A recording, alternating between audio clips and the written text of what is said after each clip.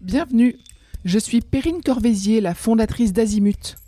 Azimut, c'est le guide des parents pour une orientation scolaire et professionnelle sur mesure avec votre enfant. Nous nous appuyons sur près de 100 spécialistes de l'orientation pour vous informer et vous conseiller. Pour découvrir l'ensemble des ressources Azimut, rendez-vous sur azimut-orientation.com. Vous pourrez notamment vous inscrire à notre newsletter.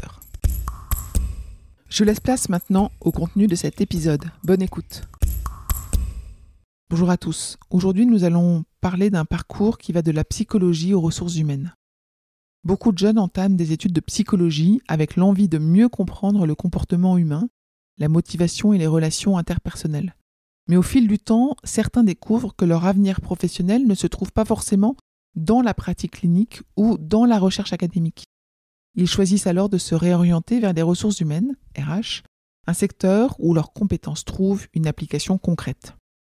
Si ce chemin peut sembler atypique, il constitue en réalité un atout précieux, car les entreprises recherchent de plus en plus des profils capables de conjuguer compréhension de l'humain et gestion organisationnelle. Alors pourquoi la psychologie est un tremplin pour les RH ? Les études de psychologie apportent de solides compétences qui sont directement transposables dans le domaine des RH. L'écoute active et l'empathie, deux qualités essentielles qui permettent d'accompagner les salariés, de résoudre des conflits ou de mener des entretiens. La connaissance des dynamiques de groupe et la motivation, utile pour comprendre la culture d'entreprise et développer l'engagement des collaborateurs. La capacité d'analyse et d'observation, précieuse dans le recrutement ou dans l'évaluation des compétences. L'intérêt pour le bien-être au travail, c'est en lien direct avec les missions liées à la qualité de vie au travail et à la prévention des risques psychosociaux. Ces atouts permettent à un étudiant venant de psychologie de se distinguer face à des profils plus classiques, issus uniquement du management ou de la gestion. Alors, quelles sont les passerelles d'études vers les RH ? Un étudiant en psychologie qui souhaite rejoindre des RH peut emprunter plusieurs voies. Après une licence en psychologie, il est possible d'intégrer une licence professionnelle orientée ressources humaines ou gestion du personnel. Après un master 1 en psychologie, on peut envisager une réorientation vers un master en gestion des ressources humaines ou en management des organisations ou en relations sociales. Tout ça, c'est envisageable. Ou alors par une école de commerce ou un institut spécialisé, parce que certains admettent des étudiants venant d'autres disciplines via des admissions parallèles qui permettent de suivre une spécialisation RH. Et puis encore, il faut penser à la formation continue.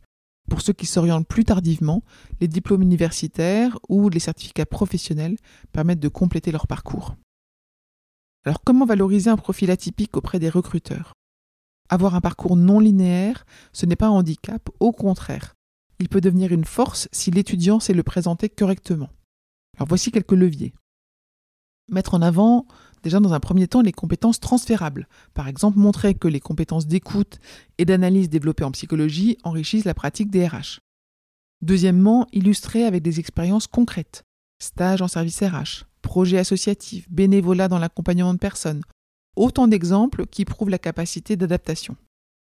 Ensuite, il y a le fait d'assumer la singularité du parcours. Expliquer que la psychologie a permis de mieux comprendre l'humain et que les RH offrent désormais un terrain d'action concret.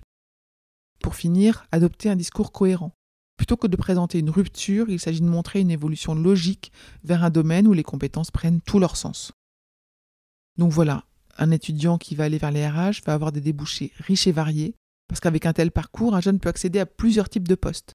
Il peut être chargé de recrutement, où les compétences d'analyse et de compréhension des profils sont précieuses. Responsable de la formation, là où il y a un rôle qui nécessite d'identifier les besoins et de concevoir des dispositifs adaptés. Chargé de la QVT ou responsable des relations sociales, ce sont des postes où la psychologie et la compréhension des comportements au travail sont particulièrement utiles. Ou alors consultant RH pour accompagner les entreprises dans leur gestion du changement et leur stratégie RH. En résumé, un étudiant qui passe de la psychologie aux ressources humaines construit un profil original, mêlant rigueur scientifique, écoute et compréhension de l'humain à des compétences organisationnelles et managériales. Ce parcours atypique peut être un véritable levier de différenciation à condition d'être assumé et valorisé auprès des recruteurs. En tant que parent, vous pouvez encourager votre enfant à ne pas craindre la réorientation et à mettre en avant ce qui fait sa singularité.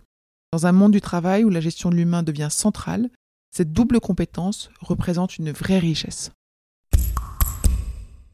Je vous retiens quelques instants. Vous écoutez peut-être sur Apple ou sur Spotify ou sur Deezer ou sur une autre application de podcast. Je voulais m'assurer que vous connaissiez l'existence de notre site azimut-orientation.com. Sur ce site, les contenus sont organisés par thématique et par situation. Ceux qui connaissent adorent et utilisent notre moteur de recherche, ce qui leur permet d'aller chercher directement le bon contenu qui correspond à leur problématique. Je vous encourage à vous y connecter et n'oubliez pas de vous inscrire à notre newsletter. Merci de votre fidélité et à bientôt.